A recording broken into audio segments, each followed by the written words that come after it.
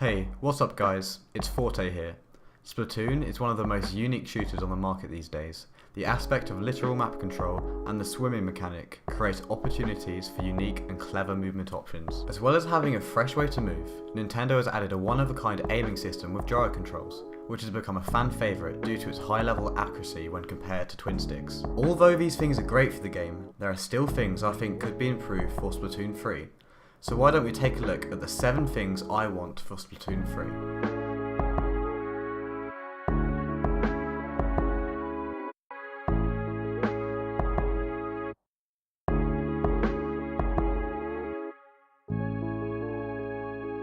So the first thing that comes to my mind when I think about the Nintendo Switch is portability. The system was designed to be played anywhere on the go, which is what makes me so shocked that there is no way to properly practice the game in a multiplayer setting when you are by yourself.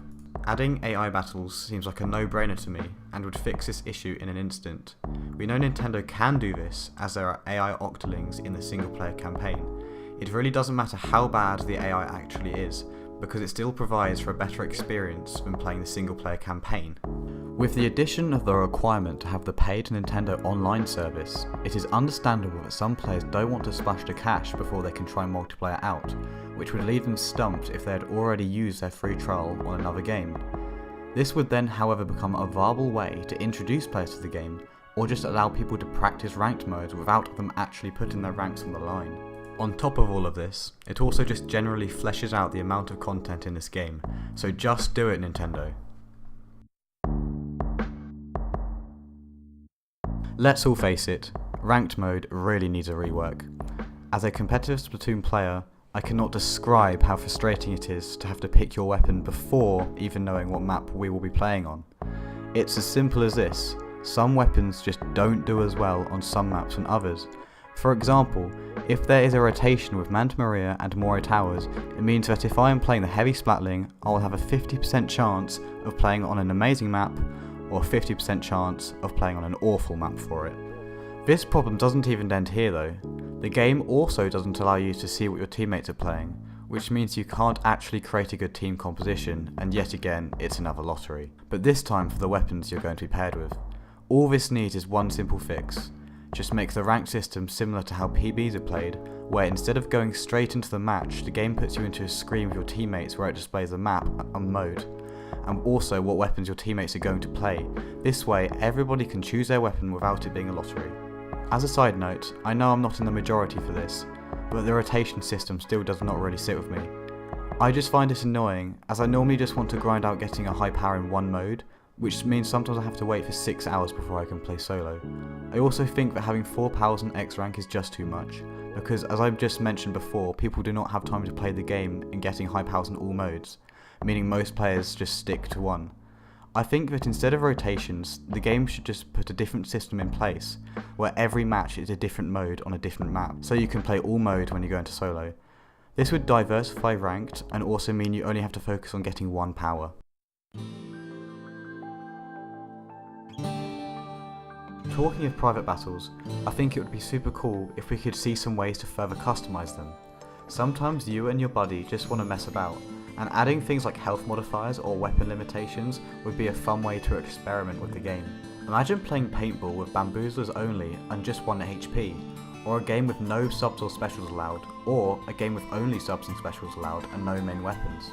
Of course, this isn't necessary to do to the game, however I must admit it would make for some pretty fun times whilst drunk. I think this would also widen the market for casual players who don't want to play ranked, as Turf War is normally their only option and mode they can play. I just said Turf War is the only mode for players who don't want to play ranked can play, and with the exception to Salmon Run, that's true. This is why, for my next wish, I hope for lots more casual modes. Nintendo seems to have the right idea on this, however they're putting their eggs in the wrong basket.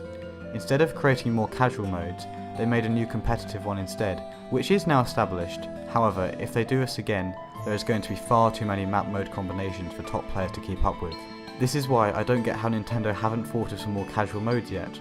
For example, just simple things like hide and seek, or maybe a take of Overwatch's Mystery Heroes, where the player respawns with a random weapon every time, would fit the bill fine.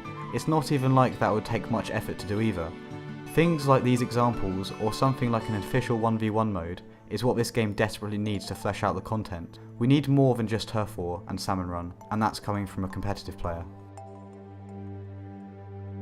So the next one's quite specific, but it's actually very important for competitive players. So I go to LANs all the time with my friends, and what I want to naturally do with my friends is play with them on tabletop mode whilst I'm waiting to play a tournament set. The problem is Nintendo's LAN capabilities with the Switch undocked is just non-existent. You will literally try and play a game, and it is impossible to have a 4v4 without at least someone DCing. I find that playing 2v2s does work when the Switch is undocked, but anything like 3 or above normally ends up in at least one person DCing, and normally more. This really needs to get fixed on either the next Splatoon or the next version of the Switch, because the Switch markets itself as a portable system, and it fails on that aspect of Splatoon, because you can't play a 4v4 or even a 3v3. There's even a Switch advert that shows 8 players playing Splatoon together, and that's all I really want. If it's like that in the advert, it'd be absolutely fine. I don't know what you need to do to fix it, Nintendo, but just fix it. The next issue I see with Splatoon 2 is the fact that there's no way for you to have a rank with your friends. To my knowledge, Splatoon 2 is the only competitive shooter right now which doesn't allow you to rank up with your friends. Games like Overwatch and CSGO both allow you to rank up with friends.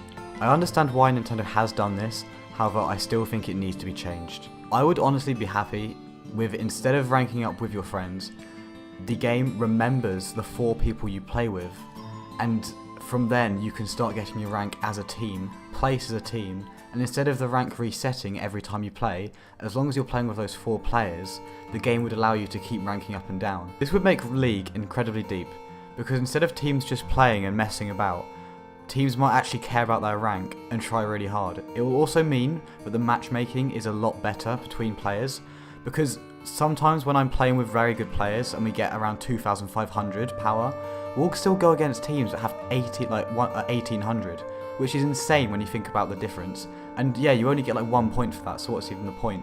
So I really think that if you have power as a team and it stays like it does in solo queue, that would be absolutely amazing.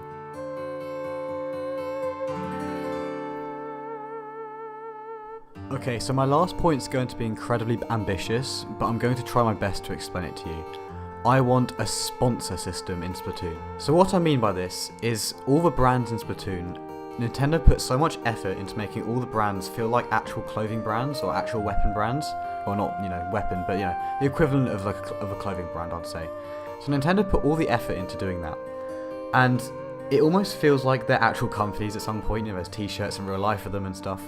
And I would really love to see a way how maybe if you get X rank, that's an incentive for X rank. If you get X rank, the game will open you up to a sponsorship. Certain brands will offer you a sponsorship, and you can accept them. And each brand has different benefits, but they also give you challenges to do. So it could also bring in like an achievement system into the game. Achievement systems are things that Nintendo generally just don't put in games, and I don't really understand why, because in a game like Splatoon it would fit in so well, it'd be absolutely amazing. But each brand could have different challenges for you to do based on what they're like. So like, I don't know, one about, the Kensa one could be like, oh, do all this in Kensa stuff, or one in Crack-On could be use our roller 10 games in a row and get 20 kills. It would be absolutely amazing. Imagine if each brand also had different rewards, like one brand would give you sea snails, one brand would give you more stamps for your gear, like gear abilities, and another brand would just give you money or something. That would be incredible. I could imagine people would like pledge allegiance to like certain brands, and then that would make the fan art community go huge, and I don't know, I think both competitive and casual players would really enjoy that. It's also quite a novel thing because I don't think anyone else has thought of it yet, and it's quite a fresh idea. So that's it for this video, guys. I really appreciate you guys watching. That's my first ever video I've done. I know it's probably going to be terrible when I look back at it, but I think for me, I have to just start doing YouTube and then I can keep going. I really hope you enjoyed it. Subscribe if you want to be there for more Splatoon stuff. If you don't worry about it. And I'll see you later. Bye.